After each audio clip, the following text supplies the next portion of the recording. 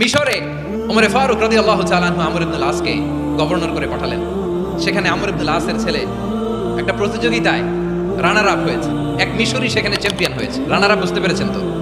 Runner up second হয়েছে, এক মিশরি হয়েছে চ্যাম্পিয়ন প্রথম। কিন্তু গভর্নরের ছেলে ও জিততে পারে নাই। ও রাগে ওই মিশরির গায়ের মধ্যে কয়েকটা লাঠি দিয়ে বাড়ি মেরেছে।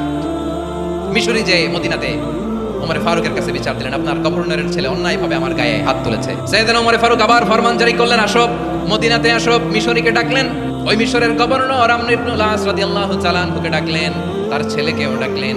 সাইয়েদনা ওমর ফারুক বললেন, এই নাও লাঠি, গভর্নরের ছেলে তোমার মাথার মধ্যে যতগুলো বাড়ি মেরেছে, আজকে জনসম্মুখে তুমি অতগুলা বাড়ি মারো। মিশরী বলে, থাক, আপনি যে ডেকে আনছেন সবার সামনে এটা বলছেন, এতেই আমি খুশি। আল্লাহু আকবার। ওমর ফারুক বলে, না, খবরদার, এই কথা মিশরি তুমি বলো না, মারো, যতগুলা বাড়ি মেরেছে মারো।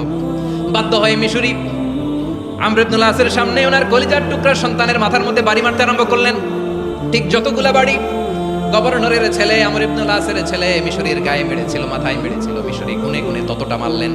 এই দৃশ্য দেখে ওমর ফারুক রেগে মেগে আগুন, রাগের চোটে রাগ সামলাতে না পেরে আর নিজেকে সামলাতে না পেরে মিশরিরে বললেন, ছেলেরে মারা শেষ হয়ে গেলে এবার বাবার টাক মাথার মধ্যে কয়েকটা বাড়ি মার।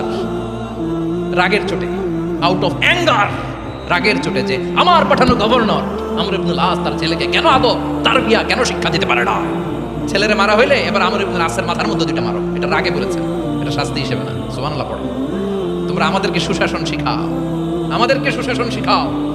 বিশ্বনবী বলেন, আদল এটা জানার বিষয় না, এটা দিয়েই মানবিক সমাজ গড়তে হবে। আল্লাহ তাআলা কিয়ামতের কঠিন ময়দানে সূর্যটা মাথার কাছে চলে আসবে, জমিনটা তামার জমিন হবে, আজকের জমিনের মতো নয়। মানুষ ঘর্মাক্ত, ক্লান্ত, শ্রান্ত মাথার মগজগুলো কানের ছিদ্র আর নাকের ছিদ্র দিয়ে বেয়ে বেয়ে পড়বে। বিশ্বনবী ফরমান, কিয়ামতের ওই কঠিন ময়দানে 7 শ্রেণীর ব্যক্তিকে রব্বুল আলামিন তার আরশের নিচে ছায়া দিবেন। তার মধ্যে প্রথম শ্রেণীর ব্যক্তি হলো ইমামুন আদিল। ইমামুন আদিল, ন্যায়পরায়ণ শাসক, যে ইনসাফের সাথে বিচার করে, যে জাস্টিস সমাজে সার্ভ করে, যে সুশাসন নিশ্চিত করে, ওই ইমামুন আদিল। আদিল শব্দটা বুঝছেন না? ইন্নাল্লাহা ইয়া'মুরু বিল আদল, পাইছেন? আদিল। 7 শ্রেণীর ব্যক্তিকে আল্লাহ তাআলা সুশীতল আরশের নিচে ছায়া দিবেন, যেদিন তার দেয়া ছায়া ছাড়া কোনো ছায়া থাকবে না। এর প্রথম হচ্ছে ইমামুন আদিল, ন্যায়পরায়ণ শাসক। চিল্লায় বলেন সুবহানাল্লাহ।